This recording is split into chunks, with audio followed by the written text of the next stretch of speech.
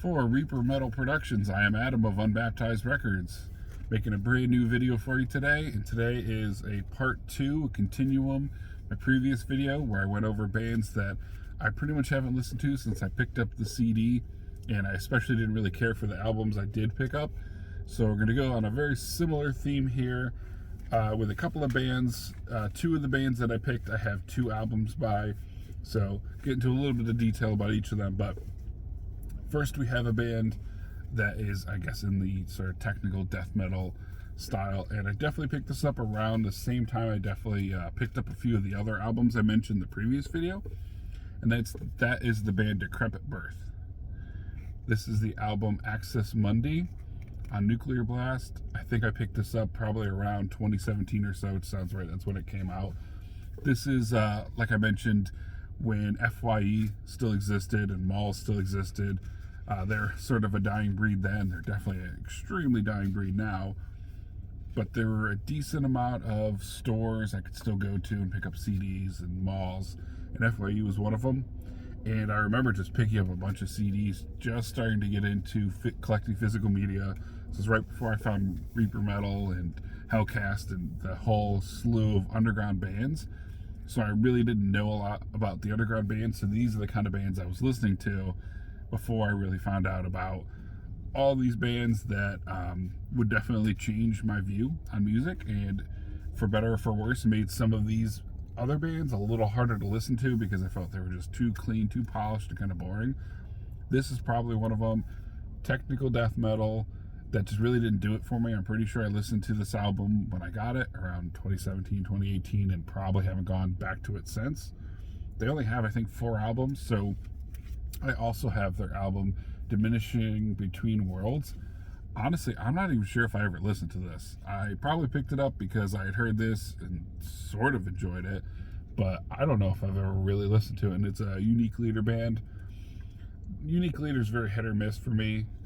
It just didn't really do much for me. So it's one of those albums that I feel like most people in the scene probably don't even have, and can't imagine they'd want if I were to give it away for free. But this is not a bad band. Decrepit is not terrible. It does kind of remind me of like later Deeds of Flesh, so very much in that Unique Leader sound.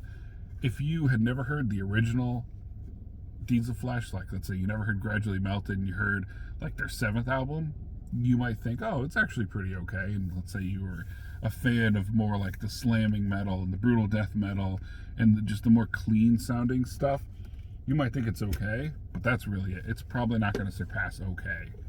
So unfortunately, most of these records are okay or worse. But you know, sometimes it's one thing just to come on and always mention all the bands that I enjoy, bands that I like. But there will be bands that, of course, most people hear and they love, and then I have a negative opinion about it, or everyone hates it, but I like it. Or it's a band that you've never heard of that I'm going to mention I don't care for it. There's no point in just coming on here and telling you all the bands I enjoy. So occasionally there are albums I buy that I don't care for, and sometimes they sit in my collection for a long time and I just don't listen to them for a while. So it's not fair just to go over the stuff that I think is a 10 out of 10. Occasionally there's some stinkers in there. So now this one, it's not a bad album, but the band has way better and way worse, and I just haven't really listened to it since probably 2010, the college era for me. And that's, if you could see it, it's Sepultura, Arise. I always thought that was a cool cover, which of course you can't see. That's kind of what drew me in. This is before I even knew about the earlier stuff, which is kind of weird, but I got into music in a really weird way, kind of backwards. So like my first Metallica record I ever heard was Death Magnetic, so that should explain a lot. But yeah, I thought this album art was really cool. I picked it up probably at the mall, and I enjoyed it. It's a great thrash record, but it's not the best Sepultura record, and I would definitely say it's a good place to cut off. Anything after that, Chaos AD and Roots, not great, but early Sepultura is freaking amazing. I mean, with the exception, unfortunately, and I will say this again, unfortunately for me, for Schizophrenia, I did the review on that. Something about the recording, I just didn't think it just didn't come off good to my ears, but I wanted to like it, and I like parts of it, but for just whatever reason, it just didn't stick with me. But this is the furthest I go, and it's still good, but compared to Morbid Visions and Bestial Devastation, it's almost a different band. I mean, it really is a different band. So it's part of the reason I never went back to it. I just felt like I didn't need to. All right, next I have another band with 2 albums, and this is a kind of, I guess, I wouldn't say controversial pick, but a band that for whatever reason does kind of get shit on a lot in the thrash metal scene. I don't think it's particularly a bad band, but it's just not super great, and it's one of their newer albums. It's Testament. Of all the newer Testament albums, Brotherhood of the Snake I thought was really good, but you know, for fans of the earlier 80s sound, maybe they wouldn't care for it much because it just doesn't have that organic, original vibe to it, which I can understand. This album, it's called Titans of Creation. Honestly, I don't even know why I picked this up. I really have no idea.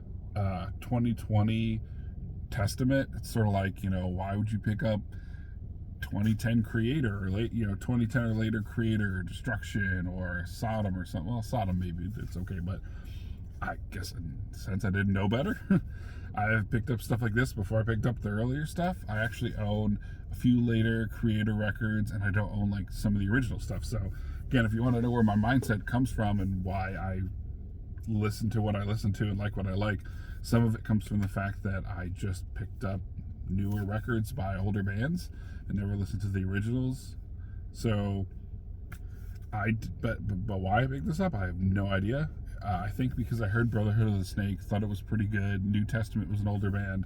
I thought maybe this would be equally as good, and I just remember listening to it once and forgetting about it completely. So, don't really recommend it. Not really worth it. But this album was actually pretty good. I just have not listened to it since, and that's practice what you preach, which I am doing right here. I am practicing exactly what I preach. I'll be honest. If it's something I don't care for that much, I'll let you know. This was okay. This is, I think, 89 it came out.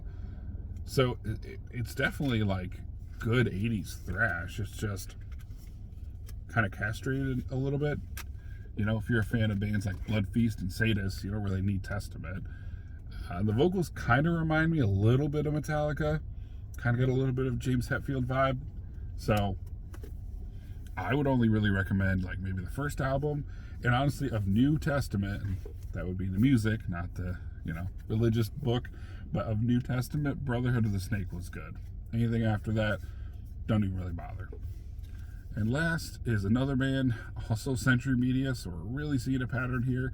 Came out around the same time, definitely got it when I was buying things at the mall. Didn't really know better. This is not a particularly bad band. The band and the album are not bad, I guess, compared to the previous stuff. This is just something that I listened to once and didn't go back to it. But when I did go to their other music, I actually did enjoy it. So maybe this one won't make the list necessarily, but I brought it with me. I'll show it anyways. It's kind of a cool digi fold out upside down cross. But this is the band Dark Funeral. The album is called Where Shadows Forever Reign. I just think this particular album wasn't that great, but their other stuff is really good. So I actually forgot the name of the album, but some of the earlier stuff is pretty good. This is just one of those bands I didn't really care for that much. Even the Lord Ahriman interview that J-Dog did recently, I don't even think I watched it.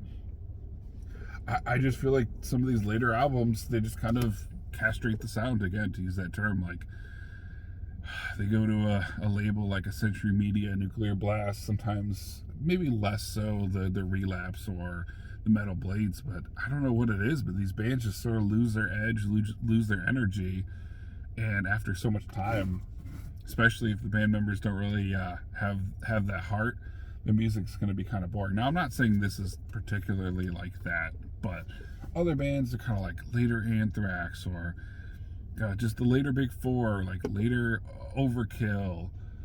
I mentioned later Testament. Any band that's been around that long, it's so rare that their later music, past maybe their first 3 or 4 records, are really that good.